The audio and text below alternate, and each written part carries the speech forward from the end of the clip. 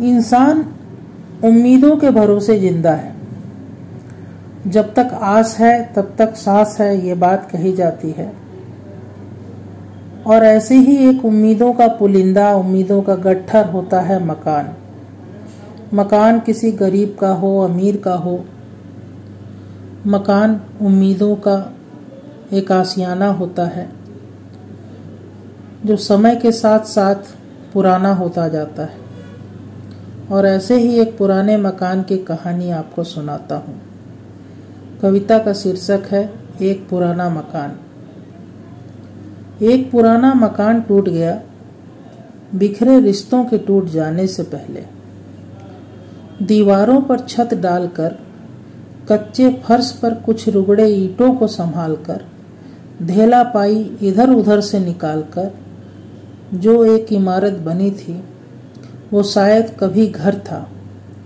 दीवारों पर छत डालकर, कच्चे फर्श पर कुछ रुगड़े ईंटों को संभालकर, धेला पाई इधर उधर से निकालकर, जो एक इमारत बनी थी वो शायद कभी घर था। जो न जाने कब मकान हो गया। हाँ, वो जो एक पुराना मकान टूट गया, बिखरे रिश्तों के टूट जाने से पहले। नीरज, खिड़कियों से जिसकी हम झांकते थे, खिड़कियों से जिसकी हम झांकते थे, खुशियां मोहल्ले भर की होती थीं, बंद दरवाजे दीवारों से गम बांटते थे। नीरज, खिड़कियों से जिसकी हम झांकते थे, खुशियां मोहल्ले भर की होती थीं, बंद दरवाजे दीवारों से गम बांटते थे। किसी एक कमरे में ईश्वर भी विराजते थे, किसी एक कमरे में ईश्वर भी विराजते थे। एक आंगन जाने पहचानों का था, एक कमरा बस मेहमानों का था। एक आंगन जाने पहचानों का था, एक कमरा बस मेहमानों का था। जी, वो एक पुराना मकान टूट गया, बिखरे रिश्तों के टूट जाने से पहले। जिससे बेटियां कई ब्याही थीं, जिससे बेटियां कई ब्याही थीं, जिसमें बहुएं बेटियां बनाई थीं। दमाद जहां सालों को अपना भाई बताते थे, जीजा को देख साले जी जाते थे। जिससे बेटियां कई ब्याही थीं, जिसमें बहुएं बेटियां बनाई थीं। दामाद सालों को अपना भाई बताते थे, जीजा को देख साले जी जाते थे।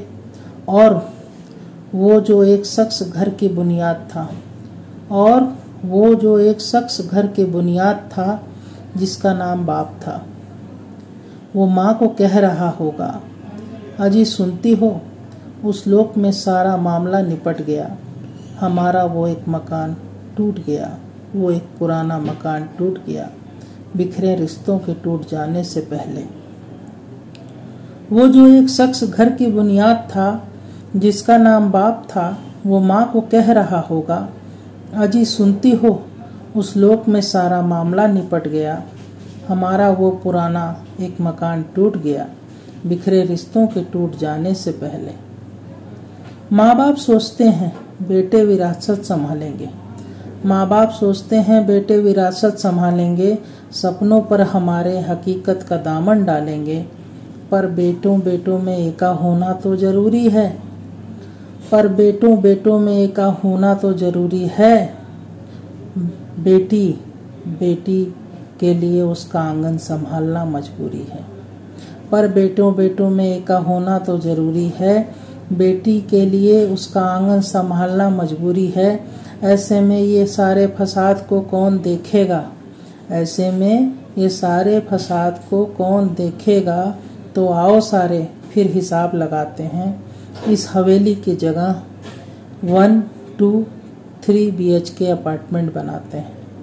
तो आओ सारे फिर हिसाब लगाते हैं, इस हवेली की जगह 1, 2, 3 BHK अपार्टमेंट बनाते हैं। मगर एक समस्या है, बहनोई दुष्ट हैं, भाई कैसे उनसे पार पाएगा।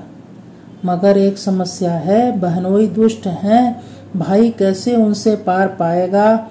और भाई नीच है, बहन का हिस्सा मार जाएगा, और भाई नीच है, बहन का हिस्सा मार जाएगा। अब बीच का रास्ता कोर्ट निकालेगी। मगर एक समस्या है, बहनोई दुष्ट हैं, भाई कैसे उनसे पार पाएगा। भाई नीच है, बहन का हिस्सा मार जाएगा। अब बीच का रास्ता कोर्ट निकालेगी। जिस घर से फैसले होते थे सारे, उसका फैसला अदालत संभालेगी, उसका फैसला अदालत संभालेगी। और लो इस तरह से वो एक पुराना मकान भीतर से टूट गया, बिखरे रिश्तों के टूट जाने से पहले। और लो इस तरह से वो एक पुराना मकान भीतर से टूट गया, बिखरे रिश्तों के टूट जाने से पहले। कुछ अलग भी कहीं कहीं होता है, कुछ अलग भी कहीं कहीं होता है, जहाँ नई कोपलों के लिए पुराने दरख्त रास्ता बनाते हैं। बाद की लड़ाई से अच्छा माँ बाप अपने जीते जी सारे फैसले कर जाते हैं।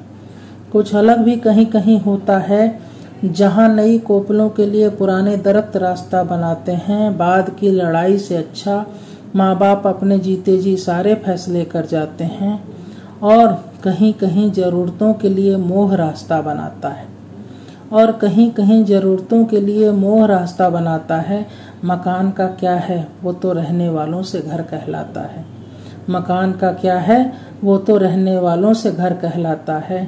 और जो कोई रहने ही वाला न हो, और जो कोई रहने वाला ही न हो, तो किसी मकान को भूत बंगला नहीं बनाना चाहिए। और जो कोई रहने वाला ही न हो, तो किसी मकान को भूत बंगला नहीं बनाना चाहिए। समझदार मकान को खुद ही टूट जाना चाहिए, समझदार मकान को खुद ही टूट जाना चाहिए। आपका डॉक्टर नीरज कुमार चतुर्वेदी।